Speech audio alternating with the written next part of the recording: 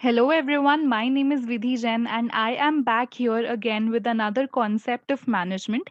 Today in management, we are going to talk about none other than F.W. Taylor's scientific management, scientific approach to management or scientific management. This is something which is a very famous topic and very important. B it अगर आप class 12th में हो, आप graduation कर रहे हो, आप MBA कर रहे हो, एफडब्ल्यू टेलर एंड इनका scientific management is something which you have to study everywhere, literally everywhere, because this is so famous. ये क्लासिकल अप्रोच के एक मैनेजमेंट थिंकर थे जिन्होंने मैनेजमेंट को थियरी के फॉर्म में हमारे सामने प्रेजेंट किया. He kept his perspective in the form of scientific management. So scientific management के रूप में, to explain scientific management, he gave us two things. So, सबसे पहले ही gave us the principles of scientific management. Principles basically हमारे, जो हमें सिद्धांत होते हैं, वो होते हैं हमारे principles, जो हमें बताते हैं कि किसी चीज़ का क्या मतलब होता है. So, those were the principles of scientific management जिन्होंने हमारी मदद की scientific management को थोड़ा सा और समझने में in a better way, that were given to us by Mr. Taylor. And the second thing which he gave us were the techniques of scientific management. So techniques are basically the methods how you need to do scientific management. उन्होंने बोला that this type of a management should be applied in all the organizations basically. और उनको कैसे apply करना है उसके techniques he gave us in the form of techniques of scientific management. So both these principles and techniques are something which need to be studied in detail, and we will be seeing them in the upcoming videos. But most importantly, let's first of all focus upon this point, scientific management.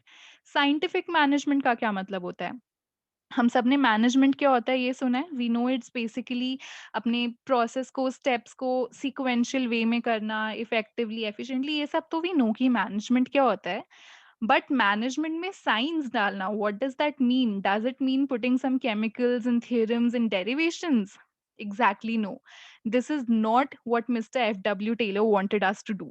So, scientific management से उनका क्या मतलब था? Let's just have a look at it quickly. So, उन्होंने कहा that scientific management means knowing exactly what you want your men to do and seeing that they do it in the best and cheapest way possible. So जब भी आपको scientific management की definition किसी को बतानी है, meaning किसी को समझाना है, और if you have to keep it in your own mind also, so you need to focus कि definition में दो चीजें बताई गई हैं. First thing, what you want your men to do, and second thing, seeing that they do it in the best and cheapest way possible. मतलब mister Taylor ने एक कंपनी के मैनेजर को बोला है that you need to ensure कि तुम्हें पता होना चाहिए what you want your men to do. यानी एक मैनेजर को पता होना चाहिए कि वो अपने एम्प्लॉइज से क्या काम करवाना चाहता है, जो भी उसके अंडर काम करते हैं. लेट्स से आप किसी भी कंपनी में एम्प्लॉई हो एंड आपको यही नहीं पता कि आप अपने एम्प्लॉइज को क्या टास्क देने वाले हो. If you are a manager, you don't know what task you have to give to your employees, then there would be a lot of confusion. ना आपको पता है क्या करना है, ना एम्प्लॉइज को पता है क्या करना है. तो ऐसे तो काम नहीं होगा. देयरफॉर साइंटिफिक मैनेजमेंट का मतलब ही यही था कि एक मैनेजर को एकदम क्लियर होना चाहिए कि वो अपने एम्प्लॉइज से क्या काम करवाना चाहता है, क्या टारगेट अचीव करवाना चाहता है उनसे. He himself should know this thing first of all. Employees को भी बताने से पहले आपको खुद पता होना चाहिए कि आप क्या काम करवाना चाहते हो उनसे. And secondly, you need to see कि आपके एम्प्लॉइज उस काम को बेस्ट एंड चीपेस्ट वे में कर रहे हैं. सो व्हेन वी से बेस्ट एंड चीपेस्ट वे, मतलब कि हम जो भी प्रोडक्ट या सर्विस बना रहे हैं, first of all the quality of the same should be very good. And जो भी आपकी कॉस्ट इनकर होगी, जो भी आपको प्राइस पे करना पड़ेगा to build that product or service, even that price should not be very high. एकदम मिनिमल से मिनिमल वो प्राइस या कॉस्ट होना चाहिए. So this is what scientific management talks about. This approach came so back and still it focused upon the practicalities. कि first of all एक manager को खुद को पता होना चाहिए कि वो क्या काम करवाने वाला है एम्प्लॉय से.